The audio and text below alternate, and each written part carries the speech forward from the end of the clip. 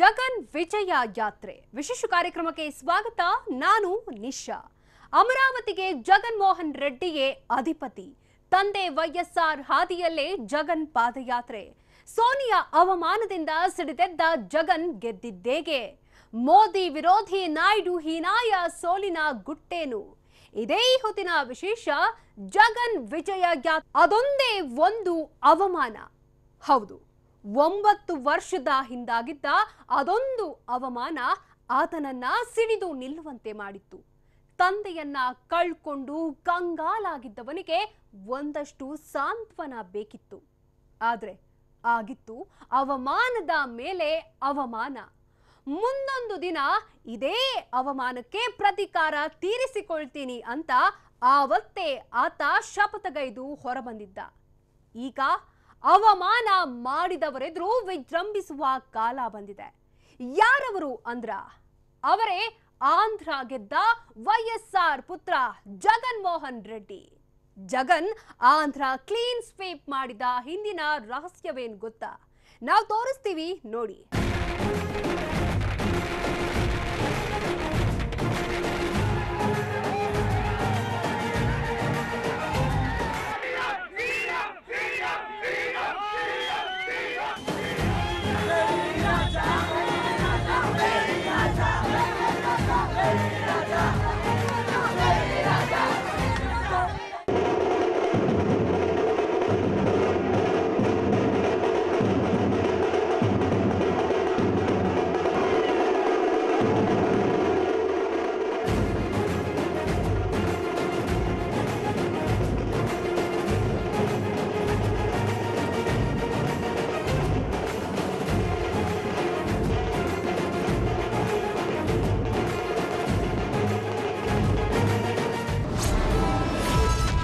ಆಂಧ್ರದಲ್ಲಿ ಫ್ಯಾನ್ ಗಾಳಿಗೆ cycle puncture.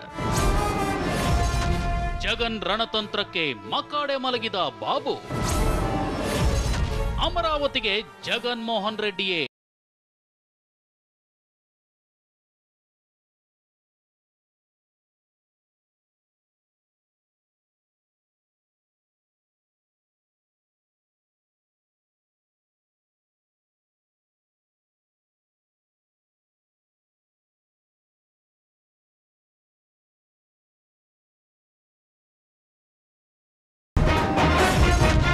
ನೂರ 75ರಲ್ಲಿ 151 ವಿಧಾನಸಭೆ, 25ಕ್ಕೆ 22 ಸಂಸತ್ ಸ್ಥಾನ.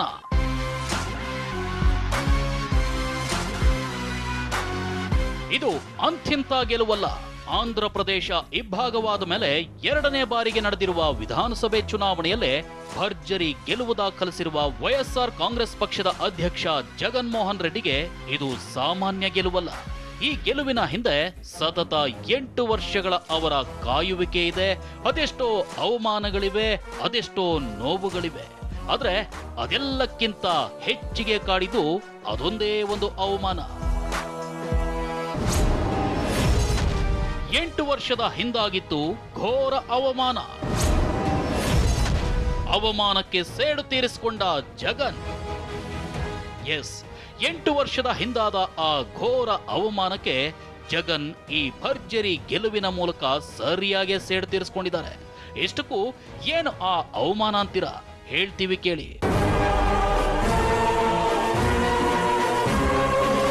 ಹೀಗೆ 10 ವರ್ಷದ ಹಿಂದೆ ಅಂದ್ರೆ 2009ರ ಸೆಪ್ಟೆಂಬರ್ ತಿಂಗಳಲ್ಲಿ ಆಗಿನ ಆಂಧ್ರ ಸಿಎಂ ಆಗಿದ್ದ ವೈಎಸ್ ರಾಜಶೇಖರ್ ರೆಡ್ಡಿ ಕಾಂಗ್ರೆಸ್ ಪಕ್ಷದ ಪ್ರಬಲ ನಾಯಕರಾಗಿದ್ರು. ಸತತ 2ನೇ ಬಾರಿಗೆ ಅಧಿಕಾರಕ್ಕೇರಿ ಜನಮನ್ನಣೆ ಗಳಿಸಿದ್ರು. ಇಡೀ ದೇಶದಲ್ಲಿ ಕಾಂಗ್ರೆಸ್ ಪಾರ್ಟಿಯಲ್ಲಿ ಒಬ್ಬ ಪ್ರಬಲ ನಾಯಕನಾಗಿ ಗುರುತಿಸಿಕೊಂಡಿದ್ರು. ಆಂಧ್ರ ಕಾಂಗ್ರೆಸ್ ಮಟ್ಟಿಗೆ ವೈಎಸ್ಆರ್ ಮಾತೆ ಶಾಸನ ಎಂಬಂತಿತ್ತು. ಹೈಕಮಾಂಡ್ ಕೂಡ ವೈಎಸ್ಆರ್ ಮಾತಿಗೆ ದೂಸ್ರ ಮಾತಾಡ್ತಿರ್ಲಿಲ್ಲ. ಇಂಥ ಹೊತ್ತಲ್ಲೇ ವೈಎಸ್ಆರ್ ಹೆಲಿಕಾಪ್ಟರ್ ದುರಂತದಲ್ಲಿ ದುರ್ಮರಣವನ್ನಪ್ಪಿದ್ರು.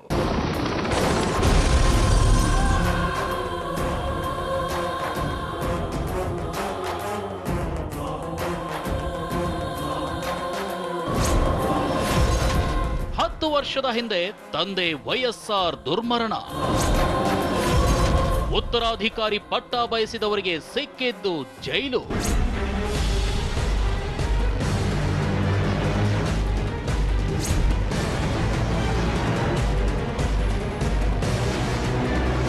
ತಂದೆ ವೈಎಸ್ಆರ್ ಮರಣದ ನಂತರ ಅವರ ಉತ್ತರಾಧಿಕಾರಿಯಾಗಿ ಸಹಜವಾಗಿ ಅವರ ಪುತ್ರ ವೈಎಸ್ ಜಗನ್ಮೋಹನ್ ರೆಡ್ಡಿ ಅನ್ನೋ ಕೂಗು ಮತ್ತು ಬೆಂಬಲ ವ್ಯಕ್ತವಾಗಿತ್ತು.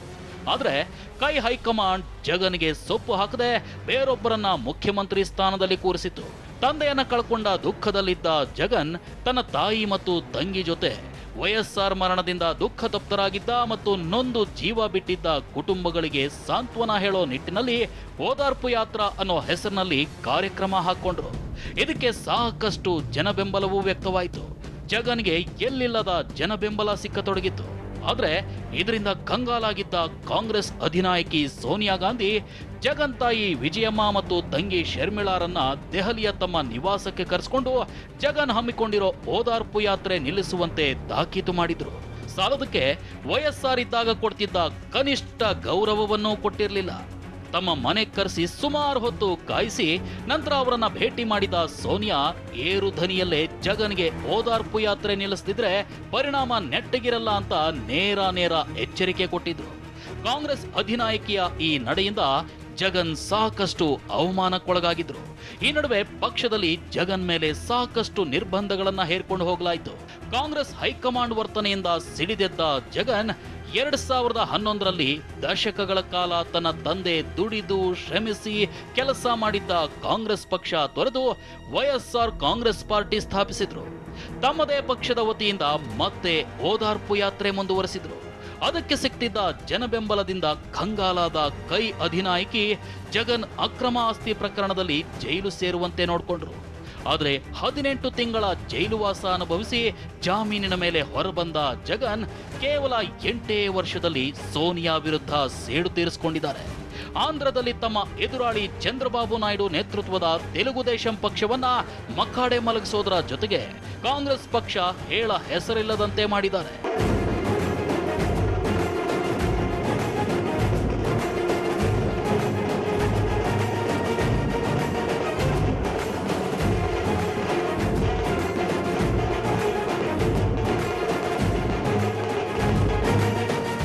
ಆಂಧ್ರದಲ್ಲಿ ಲೋಕಸಭೆ ಮತ್ತು ವಿಧಾನಸಭೆ ಎರಡಕ್ಕೂ ನಡೆದ ಚುನಾವಣೆಯಲ್ಲಿ ಜಗನ್ ನೇತೃತ್ವದ YSR Congress party clean sweep ಮಾಡಿದೆ.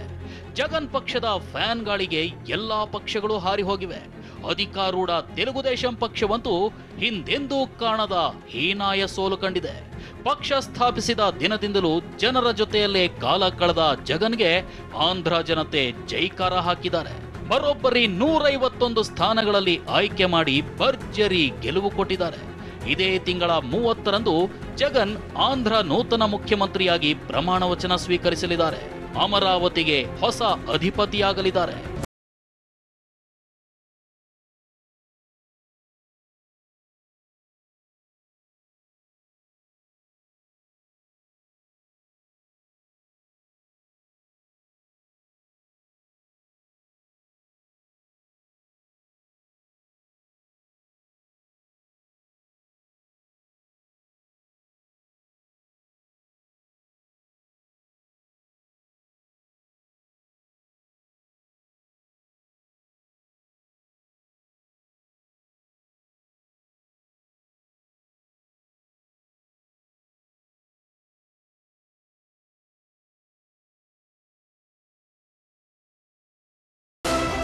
ಎರಡು 2019ರ ಚುನಾವಣೆಯಲ್ಲಿ ದೇಶದೆಲ್ಲೆಡೆ ಫಿರ್ ಏಕ್ ಬಾರ್ ಮೋದಿ ಸರ್ಕಾರ್ ಅನ್ನೋ ಘೋಷ ಮೊಳಗಿತ್ತು.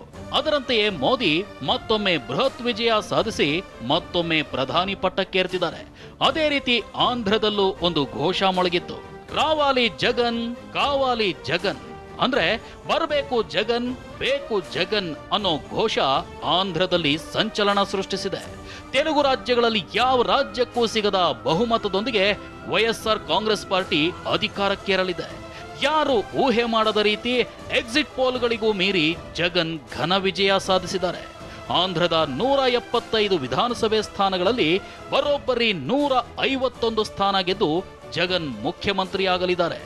ಒಂದು ಚಾನ್ಸ್ ಕೊಟ್ಟು ನೋಡೋಣ ಅನ್ನೋ ಆಂಧ್ರ ಜನತೆಯ ಆಲೋಚನೆಯೇ 40 ವರ್ಷ ರಾಜಕೀಯ ಅನುಭವವುಳ್ಳ ಚಂದ್ರಬಾಬು ನಾಯಕತ್ವಕ್ಕೆ ಮುಳ್ಳಾಗಿದೆ.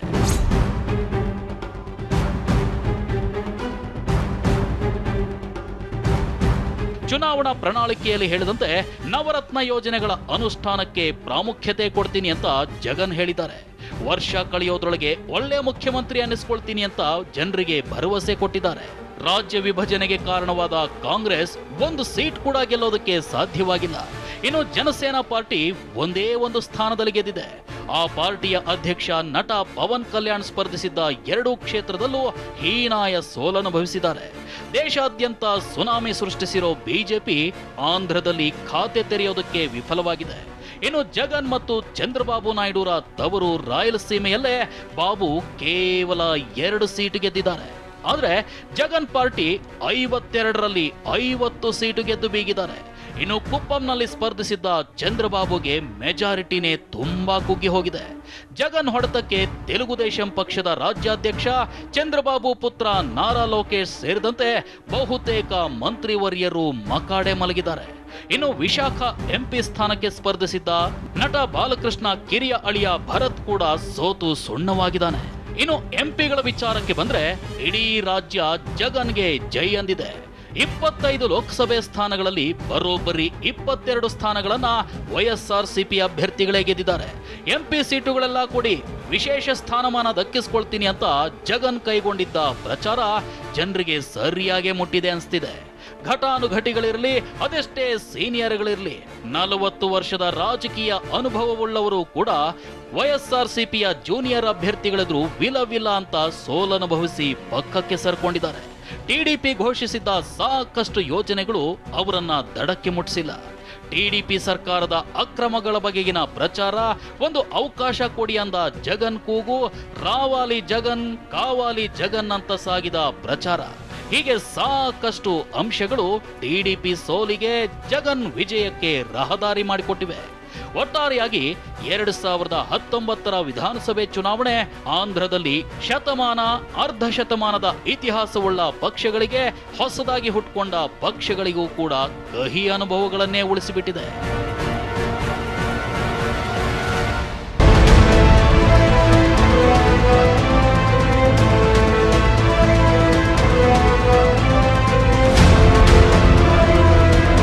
ಆಂಧ್ರ ಜನ ಬದಲಾವಣೆಗಾಗಿ ಮತ ಹಾಕಿದ್ದಾರೆ. ವೈಸಿಪಿಗೆ ಒಂದು ಚಾನ್ಸ್ ಕೊಡೋಣ ಅಂತ ನಿರ್ಧರಿಸಿ ತಮ್ಮ ತೀರ್ಪು ಬರೆದಿದ್ದಾರೆ. ಟಿಡಿಪಿ ಸರ್ಕಾರದ ವಿರೋಧಿ ಅಲೆಯೇ ತಮ್ಮನ್ನ ಗೆಲ್ಲಿಸುತ್ತೆ ಅಂತಿದ್ದ ವೈಸಿಪಿ ನಾಯಕರ ಮಾತುಗಳು ಸತ್ಯವಾಗಿವೆ. ಇನ್ನು ಟಿಡಿಪಿ ಸರ್ಕಾರದ ವೈಫಲ್ಯಗಳನ್ನ ಈ ಚುನಾವಣೆಯಲ್ಲಿ ತಮ್ಮ ಪರವಾಗಿ ತಿರುಗಿಸಿಕೊಳ್ಳುವಲ್ಲಿ ವೈಸಿಪಿ ಯಶಸ್ವಿಯಾಗಿದೆ. ಈ ಸಲ ಪಕ್ಷ ಸೋತರೆ ಜೀವನ್ಮರಣ ಸಮಸ್ಯೆಯಾಗಿ ಪರಿಣಮಿಸುತ್ತೆ ಅಂತ ವೈಸಿಪಿ ನಾಯಕರು ತೀರ್ಮಾನಿಸಿ ಚುನಾವಣೆಯಲ್ಲಿ ಕಾರ್ಯಕರ್ತರು ಶ್ರಮ ವಹಿಸಿ ಪ್ರಚಾರ ಮಾಡುವಂತೆ ನೋಡಿಕೊಂಡ್ರು. ಇವೆಲ್ಲದರ ಜೊತೆಗೆ ಪಕ್ಷದ ಅಧ್ಯಕ್ಷ ಜಗನ್ ಕೊಟ್ಟ ಭರವಸೆಗಳು ಜನರಲ್ಲಿ ಹೊಸ ಭರವಸೆ ಮೂಡಿಸಿದ್ವು. ಟಿಡಿಪಿಯ ಚಂದ್ರಬಾಬು ನಾಯ್ಡು ಯೂಟರ್ನ್ ರಾಜಕಾರಣಿ ಅಂತ ಮಾಡಿದ್ದ ಪ್ರಚಾರ ಸರಿಯಾಗಿ ವರ್ಕೌಟ್ ಆಗಿದೆ. ಇದೇ ಜಗನ್ ಪಾರ್ಟಿ ವಿಜಯಕ್ಕೆ ಕಾರಣವಾಗಿದೆ. ವಿಜಯದ ಮಾಲೆ ತೊಡಿಸಿತು ಜಗನ್ ಪಾದಯಾತ್ರೆ. ಇನ್ನು ಈ ಚುನಾವಣೆಯಲ್ಲಿ ವೈಸಿಪಿ ವಿಜಯದಲ್ಲಿ ಪ್ರಮುಖ ಪಾತ್ರ ವಹಿಸಿದ್ದು ಜಗನ್ ಕೈಗೊಂಡ ಪಾದಯಾತ್ರೆ. 2004ರ ಚುನಾವಣೆಗೂ ಮುಂಚೆ ವೈಎಸ್ ರಾಜಶೇಖರ ರೆಡ್ಡಿ, 2014ಕ್ಕೆ ಮುಂಚೆ ಚಂದ್ರಬಾಬು ನಾಯ್ಡು ಪಾದಯಾತ್ರೆ ಮಾಡಿಯೇ ಅಧಿಕಾರಕ್ಕೇರಿದ್ರು. ಇದೇ ಸೆಂಟಿಮೆಂಟ್ ಈಗ ಜಗನ್ಗೂ ವರ್ಕೌಟ್ ಆಗಿದೆ. ಜನರ ಬಳಿಗೆ ಮತ್ತಷ್ಟು ಹತ್ತಿರವಾಗಿಸಿದೆ. 2017ರಲ್ಲಿ ಪ್ರಜಾ ಸಂಕಲ್ಪ ಯಾತ್ರೆ ಹೆಸರಲ್ಲಿ 13 ಜಿಲ್ಲೆಗಳಲ್ಲಿ 341 ದಿನಗಳ ಕಾಲ ಬರೋಬ್ಬರಿ 3648 ಕಿಲೋಮೀಟರ್ ಪಾದಯಾತ್ರೆ ಕೈಗೊಂಡಿದ್ರು ಜಗನ್. ಈ ಪಾದಯಾತ್ರೆಗೆ ಭಾರಿ ಜನಬೆಂಬಲ ವ್ಯಕ್ತವಾಗಿತ್ತು. ಜನ ಎದುರಿಸ್ತಿರೋ ಸಮಸ್ಯೆಗಳನ್ನ ಅರಿತುಕೊಳ್ಳೋದರ ಜೊತೆಗೆ ಅಧಿಕಾರಕ್ಕೆ ಬಂದ್ರೆ ಸಮಸ್ಯೆಗಳನ್ನ ಹೇಗೆ ನಿವಾರಿಸ್ತೀನಿ ಅನ್ನೋ ಬಗ್ಗೆ ಭರವಸೆ ಕಲ್ಪಿಸಿದ್ರು. ಈ ಪಾದಯಾತ್ರೆ ಆಯಾ ಜಿಲ್ಲೆಯ ಕಾರ್ಯಕರ್ತರಲ್ಲಿ ಉತ್ಸಾಹ ನೂರ್ಮಡಿಗೊಳಿಸಿತ್ತು. ಚುನಾವಣೆಗೂ 1 ವರ್ಷ ಮುಂಚೆನೆ ಕೈಗೊಂಡ ಈ ಪಾದಯಾತ್ರೆ ಚುನಾವಣಾ ಪ್ರಚಾರವಾಗಿಯೂ ಕೆಲಸ ಮಾಡಿತು. ಅಧಿಕಾರಕ್ಕೆ ಬಂದ್ರೆ ವಿಶೇಷ ಸ್ಥಾನಮಾನದ ಭರವಸೆ. ರಾಜ್ಯ ವಿಭಜನೆಯಾದ ದಿನದಿಂದ ವೈಸಿಪಿ ಒಂದೇ ಮಾತಿಗೆ ಕಟ್ಟು ಬಿದ್ದಿದೆ. ಆಂಧ್ರದ ವಿಶೇಷ ಸ್ಥಾನಮಾನಕ್ಕಾಗಿ ಹೋರಾಟ ಮಾಡಿಕೊಂಡೇ ಬಂದಿದೆ. ಸಂಸತ್ ಒಳಗೆ ಹೊರಗೆ ಪಕ್ಷದ ಸಂಸದರು ಕೇಂದ್ರ ಸರ್ಕಾರದ ವಿರುದ್ಧ ಪ್ರತಿಭಟನೆ ಮಾಡಿದ್ರು. ಇತ್ತ ರಾಜ್ಯದಲ್ಲೂ ಅದೇ ಹೋರಾಟ ಮುಂದುವರೆಸಿದ್ರು. ಟಿಡಿಪಿ ಎನ್ಡಿಎ ಮಿತ್ರ ಪಕ್ಷವಾಗಿದ್ದುಕೊಂಡು ಚಂದ್ರಬಾಬು ಆಂಧ್ರಕ್ಕೆ ವಿಶೇಷ ಸ್ಥಾನಮಾನ ಕೊಡಿಸುವಲ್ಲಿ ವಿಫಲವಾಗಿದ್ದಾರೆ. ಕೇಂದ್ರ ಕೊಟ್ಟ ವಿಶೇಷ ಪ್ಯಾಕೇಜ್ ಅನ್ನೇ ಒಪ್ಪಿ ತಪ್ಪು ಮಾಡಿದ್ದಾರೆ ಅಂತ ವ್ಯಾಪಕವಾಗಿ ಪ್ರಚಾರ ಕೈಗೊಂಡಿತ್ತು ವೈಸಿಪಿ. ಬದಲಾದ ರಾಜಕೀಯ ಸನ್ನಿವೇಶಗಳಲ್ಲಿ ಚಂದ್ರಬಾಬು ವಿಶೇಷ ಸ್ಥಾನಮಾನದ ಬಗ್ಗೆ ತಮ್ಮ ನಿಲುವು ಬದಲಿಸಿಕೊಂಡ್ರು. ಆದ್ರೆ ಅಷ್ಟೊತ್ತಿಗಾಗಲೇ ಆಗಬೇಕಾದ ನಷ್ಟ ಆಗಿಬಿಟ್ಟಿತ್ತು. ಈ ವಿಚಾರದಲ್ಲಿ ಮೊದಲಿಂದಲೂ ಒಂದೇ ನಿಲುವು ವ್ಯಕ್ತಪಡಿಸಿದ್ದ ವೈಸಿಪಿಗೆ ಪರಿಸ್ಥಿತಿ ಅನುಕೂಲಕರವಾಗಿ ಪರಿಣಮಿಸಿತು.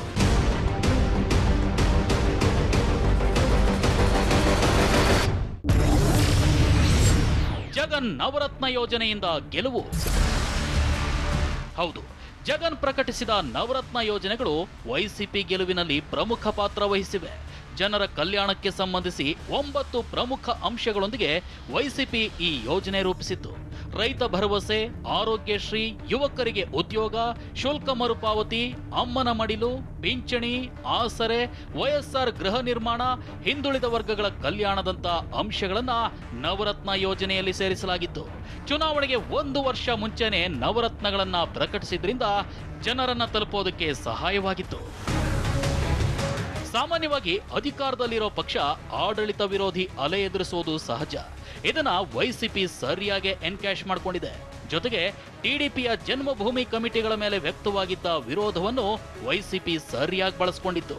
ಅರಿಶಿನ ಕುಂಕುಮ ಅನ್ನೋ ಹೆಸರಿನ ಮೂಲಕ ಮಹಿಳೆಯರ ಖಾತೆಗೆ 20,000 ಹಾಕೋ ಯೋಜನೆ ಘೋಷಿಸಿ ಟಿಡಿಪಿ ಮಹಿಳೆಯರಿಗೆ ಹತ್ತಿರವಾಗೋಕ್ ನೋಡಿತ್ತು.